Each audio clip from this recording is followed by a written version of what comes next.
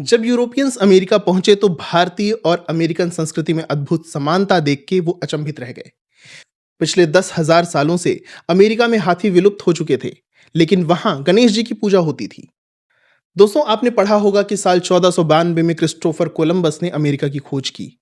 उससे पहले दुनिया को अमेरिका के बारे में जानकारी नहीं थी। कोलंबस से हजारों साल पहले दुनिया को लगता था कि समुद्र के उस पार सिर्फ मौत है। ऐसे में क्या यह संभव है कि अमेरिका तक कोई पहुंचा हो? आज का ये वीडियो इसी बारे में है। आज की वीडियो में हम बात करेंगे उन अद्भुत साक्ष्यों की जो इस बात की ओर संकेत करते हैं कि हजारों सालों पहले भारतवासियों ने शायद अमेरिका की खोज की थी। क्या यह सिर्फ एक संयोग है कि हजारों मील दूर बिना किसी इंटरनेट या फोन के प्राचीन अमेरिका के लोग भी वही समुद्र मंथन की कहानियां सुना करते हैं जो हमारे पुराणों में दर्ज हैं? आइए जानते हैं उन प्रमाणों के बारे में जो चीख चीख कर कह रहे हैं कि प्राचीन भारतीयों ने कोलंबस से हजारों साल पहले वहां अपना पदचिन्ह छोड़ा था। चलिए शुरू करते हैं प्राचीन भारत और अमेरिका के इस अनसुने रिश्ते की तलाश। प्रशांत महासागर के बीचों बीच स्थित एक छोटा सा द्वीप ईस्टर आइलैंड, जिसे वहां के मूल निवासी रापा नुई कहते हैं। ये जगह अपनी विशालकाय पत्थर की मूर्तियों के लिए पूरी दुनिया में प्रसिद्ध है। लेकिन वहां एक और ऐसी चीज मिली है जिसने इतिहासकारों की रातों की नींद उड़ा दी थी। इसे कहते हैं रोंगो रोंगो लिपि। सालों तक वैज्ञानिक इसे डिकोड करने की कोशिश करते रहे, लेकिन असली धमाका तब हुआ जब 1932 में हंगरी के एक विद्वान विल्हेम डी हेवेसी ने इस लिपि को भारत की सिंधु घाटी सभ्यता की लिपि के बगल में रखा। परिणाम चौंकाने वाले थे। दो ऐसी सभ्यताएं जिनके बीच 13,000 मील से भी ज्यादा की दूरी थी और जिनके बीच हजारों साल का अंतर था, उनकी लिखावट में इतनी समानता कैसे हो सकती थी? इंसान, मछली, चिड़िया और कछुए जैसे लगभग 90 से ज्यादा चिन्ह दोनों लिपियों में बिल्कुल एक जैसे पाए गए। क्या यह सिर्फ एक संयोग है या फिर सिंधु घाटी के वो महान नाविक अपनी नावों में बैठकर हजारों मील का सफर तय करके इस छोटे से द्वीप तक पहुंचे थे? इतिहासकार बताते हैं कि भारत में लोथल जैसे बंदरगाह उस समय के सबसे उन्नत बंदरगाह थे। अगर सिंधु घाटी के लोग मेसोपोटामिया और मिस्र तक व्यापार कर सकते थे, तो क्या यह संभव नहीं था कि उनकी पहुंच सुदूर पूर्व के द्वीपों और वहां से होते हुए अमेरिका तक हो? लेकिन बात सिर्फ लिखावट पर खत्म नहीं होती है। जब हम अमेरिका की धरती पर कदम रखते हैं और वहां ऐसी मूर्तियां देखने को मिलती हैं जिनका वहां होना मुमकिन ही नहीं था, तो हमारा आश्चर्य दोगुना हो जाता है। कल्पना कीजिए, आप आज से लगभग 2000 साल पहले एक शिल्पकार हैं। आपको पत्थर पर एक जानवर की आकृति उकेरनी है और आप ऐसा करते भी हैं, लेकिन जो आकृति आप उकेरते हैं वो 10,000 साल पहले विलुप्त हो चुकी है। क्या ये टाइम ट्रेवल जैसा नहीं महसूस होगा? अब यहीं से शुरू होती है इतिहास की सबसे बड़ी खोज। मध्य अमेरिका के होंडुरास में एक प्राचीन शहर है, कोपन। यहाँ पत्थर के कुछ स्तंभ मिले हैं जिन्हें स्टेला बी कहा जाता है। अगर आप गौर से देखें तो इन स्तंभों के ऊपरी कोनों पर दो ऐसी आकृतियां बनी हैं जिन्हें देखकर कोई भी बच्चा बता देगा कि ये हाथी हैं। उनकी लंबी सूंड, उनके कान और यहां तक कि उनके ऊपर बैठे हुए महावत भी साफ नजर आते हैं। लेकिन विज्ञान और जीव विज्ञान के अनुसार अमेरिकी महाद्वीप में पिछले 10,000 सालों से कोई हाथी नहीं था। हिमयुग के बाद मैमथ विलुप्त हो चुके थे। तो फिर सवाल यह है कि चौथी या 5वीं शताब्दी के माया कलाकारों ने हाथी की इतनी सटीक आकृति कैसे बनाई, जबकि उन्होंने अपनी पूरी जिंदगी में कभी हाथी नहीं देखा होगा। दोस्तों, इतना ही नहीं, अमेरिका में भगवान गणेश की पूजा भी की जाती है। मैक्सिको की कई प्राचीन उत्खनन में ऐसी मूर्तियां मिली हैं जो हूबहू विघ्नहर्ता गणेश जैसी दिखती हैं। वही बैठी हुई मुद्रा, वही पेट और वही सूंड। प्रसिद्ध नृवंश विज्ञानी अलेक्जेंडर वॉन हम्बोल्ट भी इन समानताओं को देख करके हैरान रह गए थे। दोस्तों, प्राचीन अमेरिकी सभ्यता को माया सभ्यता कहा जाता था। भारत में भी मैं दानव का उल्लेख आता है जो प्रसिद्ध शिल्पी थे। क्या यह संभव है कि प्राचीन भारतीय कलाकार और वास्तुकार, जिन्हें हम मैं दानव के वंशज कह सकते हैं, अपने साथ इन हाथियों और गणेश जी की मूर्तियों को लेकर के अमेरिका तक पहुंचे थे? क्या उन्होंने ही वहां के लोगों को ये कला सिखाई थी? क्योंकि बिना किसी संपर्क के दुनिया के दो अलग अलग छोरों पर एक जैसी हाथी बनाना नामुमकिन सा लगता है। भारत में मय दानव और उनके वंशज मायावी कहे जाते हैं। ये शाब्दिक समानता भी सिर्फ माया सभ्यता में ही नहीं देखने को मिलती है। ऐसा नहीं है सिर्फ मूर्तियां मेल खाती हैं। अमेरिका की प्राचीन सभ्यताएं आज भी दो ऐसे नाम जपती हैं जो हमारे रामायण के प्राण हैं, राम और सीता। अब तक हमने मूर्तियों और लिपियों की बात की थी, लेकिन क्या कहानियां भी हजारों मील का सफर तय कर सकती हैं? दक्षिण अमेरिका के पेरू में रहने वाली इंका सभ्यता खुद को सूर्यपुत्र कहती थी। भारत में भी भगवान राम सूर्यवंशी थे। एशियाटिक सोसाइटी के संस्थापक और मशहूर भाषाविद सर विलियम जोन्स ने अपनी रिसर्च में एक ऐसी बात लिखी है जो आपको चौंका देगी। उन्होंने पाया कि प्राचीन पेरुअन्स एक बहुत बड़ा त्योहार मनाते थे जिसे वे राम सित्वा कहते थे। जी हाँ, आपने सही सुना, राम और सीता के नाम का मेल। अमेरिका महाद्वीप में एक कहानी का मंचन भी किया जाता था जो कि रामायण से बिल्कुल मेल खाती है। इनका सभ्यता का सबसे प्रमुख त्योहार है इंटी रायमी। इंटी का अर्थ है सूर्य और रायमी का अर्थ है उत्सव। दिलचस्प बात यह है कि यह त्योहार ठीक उसी समय मनाया जाता है जब भारत में उत्तरायण या महत्वपूर्ण सौर उत्सव होते हैं। इतिहासकारों का मानना है कि इंटी रायमी असल में रामनवमी या राम उत्सव का ही एक बदला हुआ रूप हो सकता है। बात सिर्फ त्योहारों की नहीं है, बल्कि भाषा की भी है। माया और इंका सभ्यताओं की शब्दावली में कौशल्या जैसे शब्द मिलते हैं। पेरू की राजधानी कुज्को का नाम कुछ विद्वान कुश भगवान राम के पुत्र से जोड़कर देखते हैं। यहां तक कि वहां की प्राचीन बस्तियों में अय्यर जैसे उपनाम भी पाए जाते हैं जो दक्षिण भारत में आज भी प्रचलित हैं। ये समानताएं इशारा करती हैं कि शायद रामायण की कहानी केवल भारत तक सीमित नहीं थी। शायद प्राचीन काल में विचारों और संस्कृति का ऐसा आदान प्रदान हुआ था जिसे आज हम इग्नोर कर चुके हैं।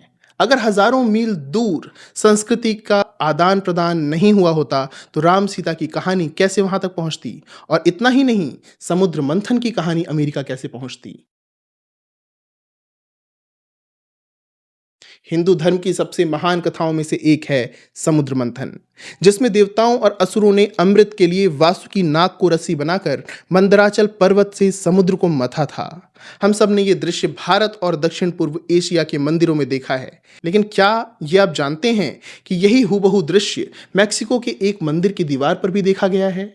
मैक्सिको के शोधकर्ताओं को खुदाई के दौरान पत्थर पर उकेरी गई एक ऐसी कलाकृति मिली जिसे देखकर दुनिया भर के इंडोलॉजिस्ट्स दंग रह गए। इसमें भी वही दृश्य है। बीच में एक केंद्रीय स्तंभ या पर्वत जैसी आकृति है और दो अलग अलग समूहों के लोग एक विशाल नाग को दोनों तरफ से पकड़कर खींच रहे हैं, ठीक वैसे ही जैसे हमारे पुराणों में समुद्र मंथन का वर्णन है। दोस्तों, समुद्र मंथन कोई साधारण कहानी नहीं है। ये एक बहुत ही विशिष्ट यानी स्पेसिफिक और जटिल सिंबलिज्म है। क्या यह संभव है कि दुनिया के दो अलग अलग कोनों में रहने वाले लोग जिनका आपस में कोई संपर्क ना हो बिल्कुल एक जैसी कल्पना करें? एक पर्वत, एक नाग और उसे खींचते हुए दो विरोधी समूह। ये केवल तभी संभव है जब या तो वे लोग एक ही मूल यानी एक ही रूट से आए हों या फिर प्राचीन नाविकों ने इस ज्ञान को वहां तक पहुंचाया हो।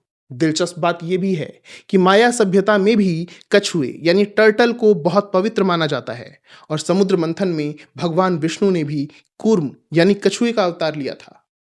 ये बारीकियां इस बात की गवाही देती हैं कि प्राचीन भारत की पहुंच केवल कंबोडिया या इंडोनेशिया तक नहीं, बल्कि प्रशांत महासागर के उस पार मैक्सिको तक भी थी। सिर्फ कहानियां और मूर्तियां ही नहीं, बल्कि जीवन जीने का तरीका और कुछ बुनियादी प्रतीक यानी सिंबल्स भी भारत और प्राचीन अमेरिका के बीच एक गहरा नाता दिखाते हैं। सबसे पहला और सबसे शक्तिशाली प्रतीक है स्वास्तिक। भारत में स्वास्तिक शुभता और सूर्य का प्रतीक है। हैरानी की बात है कि अमेरिका की नवाजो और होपी जैसी मूल निवासी जनजातियों में भी ये चिन्ह हजारों सालों से पवित्र माना जाता रहा है। ये इसे वर्लिंग लॉक कहते हैं। बिना किसी संपर्क के दुनिया के दो अलग अलग कोनों में एक ही जटिल ज्यामितीय यानी ज्योमेट्रिक चिन्ह का एक ही अर्थ होना, क्या ये आपको सोचने पर मजबूर नहीं करता? अब जरा उनकी वास्तुकला यानी आर्किटेक्चर पर गौर कीजिए।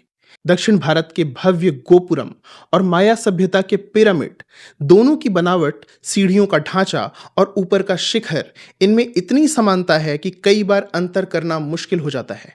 कुछ वास्तुकारों का तो यहां तक मानना है कि माया सभ्यता के निर्माण में उसी वास्तुशास्त्र के सिद्धांतों का उपयोग हुआ है जो भारत में प्रचलित थे।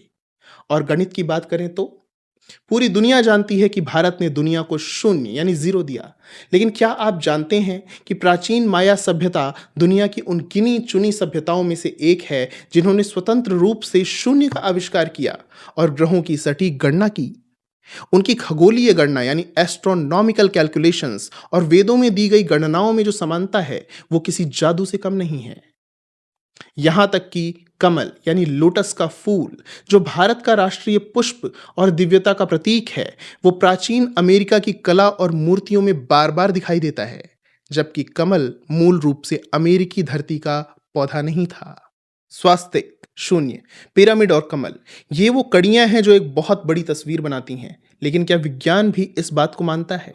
क्या हमारे पूर्वजों का खून आज भी अमेरिका के मूल निवासियों की रगों में दौड़ रहा है? चलिए अगले सेक्शन में देखते हैं डीएनए और एंसेस्ट्री का सबसे बड़ा सच। अब तक हमने जो देखा, मूर्तियां, कहानियां, मंदिर, वो सब बाहरी सबूत थे। लेकिन क्या इंसान के शरीर के अंदर छिपा डीएनए भी कुछ कहता है? आधुनिक विज्ञान ने जब अमेरिका के नेटिव अमेरिकन्स के जेनेटिक कोड की जांच की, तो परिणाम वाकई चौंकाने वाले थे। जेनेटिक स्टडीज में पाया गया है कि कई मूल अमेरिकी जनजातियों के डीएनए में ऐसे मार्कर्स हैं जो सीधे दक्षिण एशिया और विशेष रूप से भारत के प्राचीन निवासियों से मेल खाते हैं। कुछ शोध तो यहाँ तक दावा करते हैं कि हजारों साल पहले भारतीयों का एक समूह समुद्री रास्तों से होता हुआ अमेरिका के तटों पर जा बसा था और वहीं की आबादी का हिस्सा बन गया था। दोस्तों, आइए अब थोड़ी और जानकारी प्राप्त करते हैं माया सभ्यता के बारे में। हमारे पुराणों और महाभारत में एक महान वास्तुकार यानी आर्किटेक्ट का वर्णन है जिनका नाम था मैदानव। उन्होंने ही पांडवों के लिए अद्भुत माया सभा का निर्माण किया था। क्या वो महज इत्तेफाक है कि अमेरिका की सबसे महान निर्माता सभ्यता का नाम भी माया ही है? मैं दानव को खगोल विज्ञान यानी एस्ट्रोनॉमी और वास्तुकला का देवता माना जाता था। ठीक उसी तरह अमेरिका की माया सभ्यता भी अपनी बेमिसाल वास्तुकला और सितारों की सटीक गणना के लिए जानी जाती है। तमिल ग्रंथों में भी मैं के नेतृत्व में नाविकों के समुद्र पार जाने के संकेत मिलते हैं। क्या ये वही लोग थे जिन्होंने पाताल लोक यानी अमेरिका में जाकर एक नई दुनिया बसाई?